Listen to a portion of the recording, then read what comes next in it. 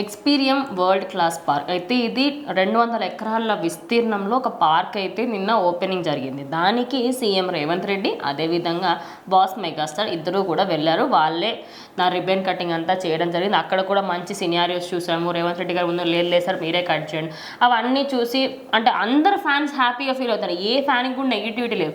ఇప్పుడు మాత్రం మాకు మాత్రం ఎంత మండుతుంది, మేము ఇంకెట్టకేలకు మేము ఉన్నామని తెలవాలా కదా అని అల్లు అర్జున్ ఫ్యాన్స్ ఎందుకు ఇంత అవసరమా అంటే మీరు ఒకటే చూపెట్టుకోనిక ఎంతైనా మెగా ఫ్యామిలీకి మీరు సపోర్ట్ ఇస్తారు. అల్లు అర్జున్ బయట నుంచి వచ్చాడు కదా అందుకోసం మీరు జైలుగా అంటే అయిపోయిన దాన్ని కావాలని మళ్ళీ మళ్ళీ ఎందుకు దెబ్బ మీద దెబ్బ ఎందుకు వాళ్ళు తగిలించుకుంటున్నారు అనుకోవచ్చు.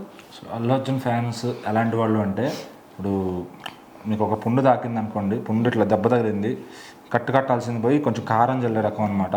సో ఇప్పుడు అంతా సద్దుమణిగింది అనుకున్న టైంలో మళ్ళీ వచ్చి రేవంత్ రెడ్డి గారిని ఏదో రకంగా కెలికి ఆయనతోని అక్షంతలు వేయించుకోవాలని వాళ్ళైతే రెడీగా ఉన్నారు అనమాట. సో వాళ్ళకి తెలియదు అంటే వాళ్ళు వెళ్తామో లేదు కానీ మళ్ళీ వాళ్ళు మాటలు రేవంత్ రెడ్డి గారిని చూస్తే కనుక మరొక్కసారి అల్లు అర్జున్ గారిని ఏదన్నా మళ్ళీ ఇరికించే ప్రయత్నం చేయొచ్చేమో అనే ఇది కూడా ఉంటుందన్నమాట ఖచ్చితంగా.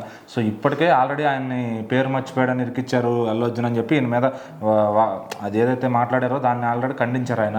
సో ఇంకోసారి ఇట్లా మాట్లాడితే పద్ధతిగా ఉండదని చెప్పి అందరికీ అరెస్ట్ జరుగుతుందని చెప్పి సో ఇంకా ఆ కామెంట్లు పెట్టడం మానేశారు. కానీ రేవంత్ రెడ్డి గారి మీద ఆయన తప్పు చేశాడా లేదా తెలియకుండా కూడా ఆయన మీద నెగిటివిటీ అనేది పెంచుకున్నారు అనమాట అల్లు అర్జున్ ఫ్యాన్స్. సో మరి వాళ్ళు ఎందుకు ఇట్లా ఆయన ఏం చేసినా కూడా అక్కడ అల్లు అర్జున్ గారిని తీసుకొచ్చి ఆయన గురించి మాట్లాడి ఆయన ఏదో రేవంత్ రెడ్డి గారిని కార్నర్ చేయాలని మాట్లాడతారు. నిన్న కూడా చిరంజీవి గారు ఆయన సంతోషంగా మాట్లాడుకుంటే ఎందుకంటే ఆయనకు రెస్పెక్ట్ చిరంజీవి గారు అంటే ఆయనకున్నది ఈ రాజకీయాల కన్నా పెద్ద పదవి చిరంజీవి అనేది. సో ఆయనకి ఏ నాయకుడైనా సరే చిరంజీవి గారు వచ్చారంటే నవ్వుతూ పలకరించి ఆయనతో ఫోటోలు దిగాలనుకున్న రాజకీయ నాయకులు ఇంకా చాలామంది ఉన్నారు. సో ఖచ్చితంగా ఆయనకున్న విలువ అది. ఇప్పుడు ఆయన వచ్చి నవ్వుతూ మాట్లాడితే ఇప్పుడు మీరు కాంగ్రెస్ పార్టీయా, మీ తమ్ముడు కూటమిలో ఉన్నాడు, మీరేమో వెళ్ళి చంద్రబాబు గారికి షేక్ హ్యాండ్ ఇస్తారు. సో మీకు ఒక సర్టెనిటీ లేదు. సో మరి అట్లా ఎందుకంటే బేసిక్గా చిరంజీవి గారి మెంటాలిటీ ఏంటంటే ఒక అడుక్కునేవాడు వచ్చినా కూడా ఆయన నవ్వుతూ పలకరించి భోజనం పెట్టి పంపిస్తారు. ఒక పెద్ద రాజకీయ నాయకుడు వచ్చినా కూడా నవ్వుతూ పలకరించి భోజనం పెట్టి పంపిస్తారు. అది ఆయన సంస్కారం. సో ఇప్పుడు రేపు జగన్ రెడ్డి గారినైనా కలుస్తారు, చంద్రబాబు గారినైనా కలుస్తారు, ఇంట్లో పవన్ కళ్యాణ్ అయినా గుండెలో పెట్టుకుంటారు ఖచ్చితంగా. సో ఆయనకున్న మంచితనాన్ని అది చూసేవాడు చేతకంతనం అనుకుంటే కరెక్ట్ కాదు. అది ఆయనకు అంత మంచితనం ఉండబట్టే అందరి హృదయాల్లో ఆయన మెగాస్టార్ అయ్యాడు ఖచ్చితంగా. సో మీరేదో మీ అల్లు అర్జున్ని మెగాస్టార్ని చేద్దాం అనుకుని ఫాల్స్ ప్రెస్టేజ్లోకి వెళ్తే కనుక అది ఖచ్చితంగా జరగదు.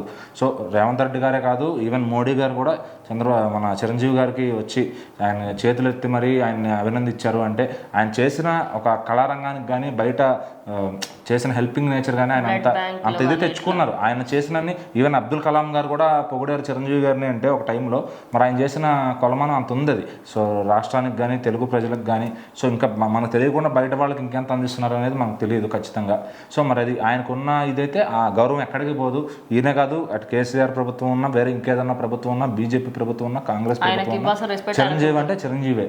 సో దాని బ్రాండ్ని ఎవడో టచ్ చేయలేడు. మీరు ఆ కొండ కింద కుక్కలో మురిగితే ఇంతే అది మురిగినట్టే ఉంటుంది అనమాట. సో ఆయన నవ్వుతూనే అందరితో మాట్లాడతారు. అది మీకు నచ్చితే చూడండి, లేకపోతే ఇంకా హేటింగ్ అనేది అయితే ఆయన కొత్త ఏం కాదనమాట.